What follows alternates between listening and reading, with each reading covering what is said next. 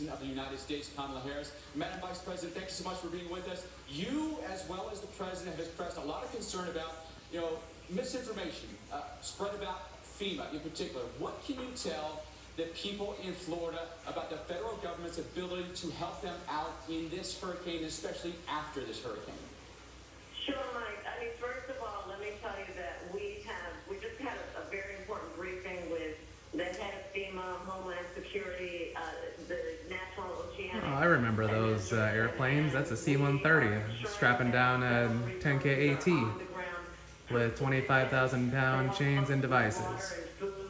And also, obviously, personnel in terms of having folks on the ground. Oh, never mind. That's C-17.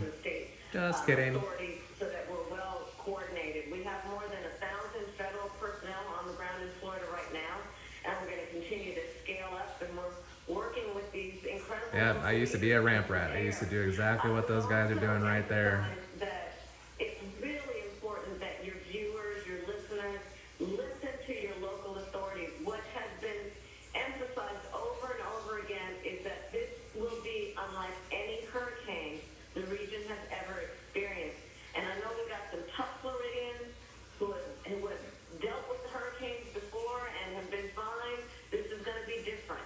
So please listen to your local officials and understand the seriousness of this and your ability to frankly save your life, because this is expected to be not only dangerous but deadly.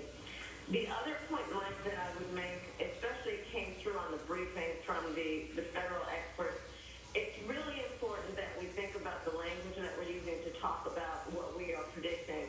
Because, for example, it has moved from time to time from a Category 5 to a Category 4. It's important that we not emphasize that downgrading has happened, because, in fact, the difference between Category 5 and Category 4 in terms of the danger and the damage is pretty much the same. Similarly, when we're talking about the surge threat, it may have dropped, it may increase, but it's still dangerous. It's still extremely dangerous. So it's important that we communicate to folks that there may be some fluctuations around some of the levels, but we are absolutely entirely within the zone of dangerous, deadly levels, regardless of how it fluctuates within that. And so I just want to emphasize that to you. And then, of course, for the folks who are still trying to survive and recover from Hurricane Helene, don't listen to anything or anybody who's trying to make you more afraid than you already are because of what has happened. There are federal resources you are entitled to receive without condition. And there are resources that are available to you to deal with what you need right now, to, for example, get money to be able to fill your prescriptions and deal with a hotel expense. And then there are resources available to you to help you recover over the longer term. The other point I would make is this, and I've done this work in my career. Sadly, there are some folks who, during the moment of a crisis, will be very predatory and start jacking up prices like gasoline or hotels or airlines to take advantage of the desperation people are experiencing. So to anybody who's thinking about jacking up those prices, those companies that are thinking about doing it, know that we are monitoring and we're watching. And if there is that kind of price gouging, that there will be a consequence for that, because it's just wrong to take advantage of people who are desperate for help. And so know that we're watching that as well. Madam Vice President, I wanted to ask you about the cost of these disasters, because last year alone, the United States experienced 28 separate billion-dollar weather disasters. Is the current budget of FEMA able to keep pace with the increasing costs of these storms, and what's the plan there? So FEMA has the resources it needs right now to deal with what has happened in terms of Helene and what we expect in terms of Milton. And we need Congress, when they come back, to put more resources into investing in resilience and adaptation around these extreme weather events. These budgets, so many of them were constructed around a bygone time. And like what you know and all the work you've been doing over the years, if you track the way that this is all happening, it's getting worse. And FEMA's budget and these federal agencies that do this work need the resources to deal with this moment in in time, and so I'm looking forward to Congress when they come back, taking that seriously and giving them the resources they need to deal with the current moment. I wanted to ask you about insurance because we know that a lot of insurance companies have pulled out of hurricane-prone locations, including in Florida.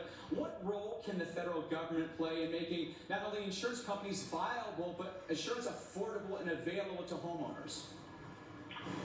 It's a big issue, Mike. I mean, you know, I was Attorney General for 2 terms in California dealing with this around wildfires. And we've seen it happen in various places around the country, be it floods, tornadoes, hurricanes, or wildfires, where insurance companies are pulling out, and homeowners and renters are left footing the bill. And I'm going to be taking a look at all the options because I know it's a big issue. And, you know, folks need help to be able to recover. And it really is. It's life floating propane tank. So many tragic ways.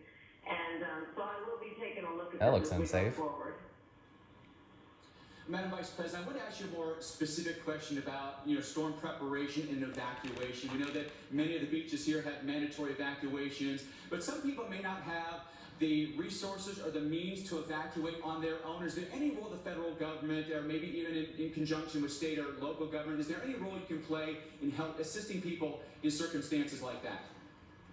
Yes, and so part of what we want to do is make sure that people are in touch with FEMA and with your state and local folks, because they actually know how to help people get access to the resources that can help them with mobility, with transportation, with housing, and with their basic necessities in this moment of crisis. So it's important to reach out and know that there are people who are there, who are willing and able, and it's their job to help you, including for folks who need help with medical care, including with folks who have any type of physical disability or otherwise and are in need of extra assistance. Governor DeSantis has accused you of politicizing this storm. You know, what message would you say to people in letting them know that this is not campaign related, how you're responding to this storm? Listen, I've spent my career concerning myself with the safety and the protection of people, and my heart just aches for what we've already seen in terms of the loss. I mean, I talked with people. I talked with a woman who just days before I talked with her, she lost her husband because of Hurricane Helene, and her daughter I talked with who lost her father. This is not a time for us to just point fingers at each other as Americans. It's really not. And, you know, when I've had the experience of holding the hands of people who are grieving because of unfair, tragic loss, and anybody who considers themselves to be a leader should really be in the business right now of giving people a sense of confidence that we're all working together, and that we have the resources and the ability to work together on their behalf, on behalf of the people of our country. And that's what I'm focused on, and I welcome every and anyone to work with me and for us to be able to work together. I don't care who you voted for in the last election or who you vote for in the next election. Well, Madam Vice President, we appreciate you taking the time to talk with us today. Appreciate all your time, and thank you very much. Mike, I know you're on the ground there. You please stay safe, okay? Thanks for all you're doing to help so many out. You take care. All right, will do. Thank you so much, Madam Vice President. Kamala Harris speaking with us right now and talking about the federal government and their response to this storm, their ability to respond